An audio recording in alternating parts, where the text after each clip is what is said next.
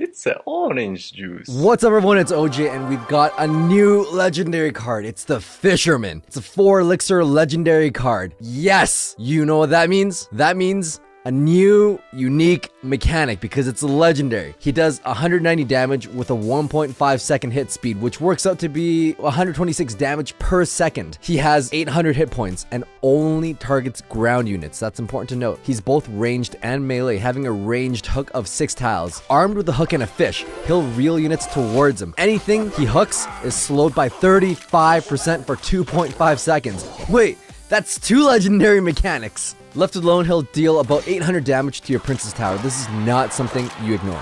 You've got to address him, even if just skeletons to distract him. Despite the fact that he looks like he's as small as a musketeer, he's actually pretty big. Think like Prince and Dark Prince. He does not get knocked back by a bowler. The Fisherman doesn't have very much health, so he isn't really tanky and he doesn't do too much damage. So what makes him so great? He can pull units towards him. You can fully utilize this mechanic by pulling enemies towards the center of your side of the arena, so both towers can help defend. And if the King Tower is activated, all 3 King Towers help defend. With this hook mechanic, activating the King Tower is much easier, especially for building targeting units. They just go straight to the King Tower. This is a juicy interaction. You can activate the King Tower with a lot of units like the Hog. In order to successfully reel in units to activate your King Tower, you'll want to plant the Fisherman 1 tile in front of your King on the opposite lane. This way his body isn't in the way and the hook target will be close enough to pull units to the King Tower. Once the King Tower is activated, you'll want to plant the Fisherman perfectly before the Hog is just about to swing. This will completely stop a lone Hog Rider. The timing is a bit difficult because his real charge time is a bit long and takes a bit of getting used to, but once you master it, his hook time is dependent on how far his prey is. Timing and placement is key. You can completely stop a Hog Rider from touching your Princess Tower without even activating your King Tower as well. He'll hook the Hog Rider, smack him, and then hook him one last time.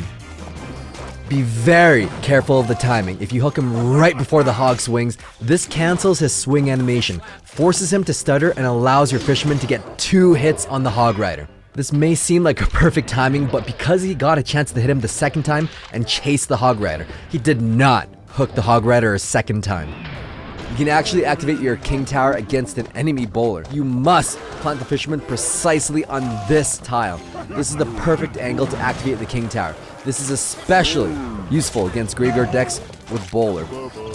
Or with the power of geometry. Use the Fisherman to pull the bowler to activate the King Tower right into the center.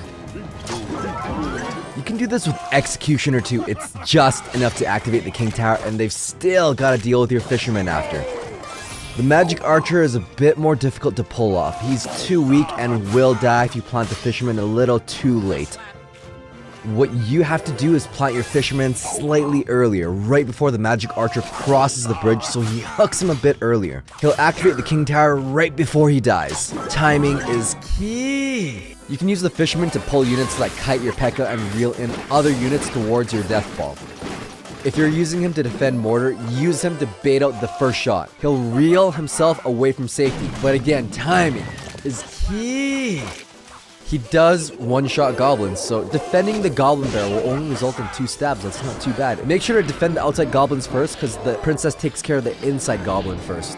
You can reel in giants to your King Tower for no damage to your Princess Tower, but you have to master the timing of the Fisherman. You'll want to time it so that he'll hook them right before they're about to strike an attack.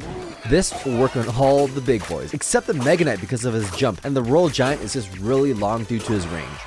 If you plant a giant right in the center of the bridge, the Fisherman will not be able to reel in the giant to switch lanes, but if the giant is planted from the back, it crosses the river 1 tile closer to the center. That is all you need to make the giant switch lanes. This is a huge interaction difference. You completely change the giant's position, leaving all the support units without a tank in front of it. This will also work with giant skeleton, golems, and even the Royal Giant. This could completely break your opponent's push by separating their big tank from their support. This is especially helpful when one of your Princess Towers is really low and your other Princess Tower can afford a bit more damage to lane switch that golem. But don't worry, Giant Golem, Royal Giant users, if you know your opponent is going to try to force the lane switch on you, you can prevent this by dropping units down to distract the fisherman so he reels in the wrong fish. So, you know how if your opponent plays a bandit and then you plant the bandit after, the bandit that was planted last is going to be the winner. It is going to be the bandit that survives that dash damage with enough health to dash just once on the tower. That's a ridiculous interaction. So, fisherman versus fisherman is a different case. It's reversed. The first player to plant the fisherman will have the advantage of pulling the other fisherman in. The fisherman's greatest weakness will be swarmy cards. He takes way too long to swing his hook and just gets overwhelmed when he gets surrounded. He's designed to pull single units to the center to get help from both towers. With the help of both of the towers, he can even stop charging units like the prince without taking any damage. Among all the other interactions, he can stop a bandit mid-dash, which is unusual for most interactions, as she usually is immune to zap or the log during a dash, but not this hook mechanic. But if you hook slightly too early, she's still gonna dash onto him. So the fisherman can completely stop a prince's charge, it can completely stop a bandit's dash, but it cannot stop a Sparky's charge attack. When he lands his hook, it resets the Ram Rider's charge. When timed perfectly, it will completely stop her from dealing any damage to the Princess Tower. On the counterattack, he can pull units towards your Ball of Doom. But keep in mind, he will die to big spells like Lightning or Rocket. He'll also die from the Fireball Log combination. However, he'll survive a full poison duration by itself, because he does have slightly more health than a wizard. Think of him as a beefier witch. The witch will die to poison and zap, but the fisherman will not die to poison and zap. He has slightly more health. This is where the log is slightly better, plus the fact that the log can knock stuff back, keeping them in the poison. It's a nice synergy to have. You can pull units away from your king tower at the last second to save yourself from the golem death damage or even the giant skeleton bomb. That's a very handy tip. You can also pull the miner off your tower directly and make it difficult for miner chip decks. B-Rad, I know this sounds bad, but I know you're talented enough to outplay your opponents. The Electro Wizard completely wrecks the fisherman. His zap resets his wheel charge right before his hook lands, kind of like a permastun. This reminds me of when the Electro Wizard reset the bowler when he was first released. The same goes for Zappies as well. Let's just say Zap is his weakness. Literally. More on that a bit later. You can stop him with skeletons. Just plant them in front of him so he doesn't hook. This will cause him to walk a few steps, giving the Princess Tower enough time to chip him out. Now that is a positive elixir trade. You can drop a Mega Knight on him mid-dash and take 0 damage. The spawn damage and the princess takes care of him right away. Using tank killers like a Mini P.E.K.K.A. or even the Hunter will easily demolish the fisherman. An Ice Spirit planted close will cause him to get one hit on the Princess Tower, which isn't a bad trade considering the elixir costs.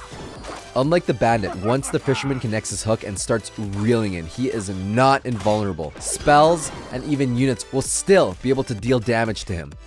The log will still do damage mid-hook, but it won't knock him back. However, if you log him right before his hook lands on anything, it will be able to knock him back, but he'll still hook. Snowball is different though. It will knock him back, but if you knock him back right as he's about to land that initial hook, it'll knock him back, but it's not going to prevent him from connecting to the tower. However, if you manage to snowball him mid-hook, he'll have this delayed knockback effect where he refuses to be knocked back until after he reels himself towards the tower. Then he gets knocked back and slowed. You can completely stop the fisherman from connecting using Fireball. You have plenty of time to hit him, even when he's flying towards your tower. You can even freeze him mid-reel and completely stop him. It seems like a weird thing to do, but I mean, it's an equal elixir trade and it stops him 1 for 1. If you zap him during his hook, but right before he's about to connect to the Princess Tower, he is going to get perma-stunned. If you zap him mid-hook but not close enough to tower, it's going to stun him and reset his swing, and he's going to start swinging again for the second time to reel towards the tower.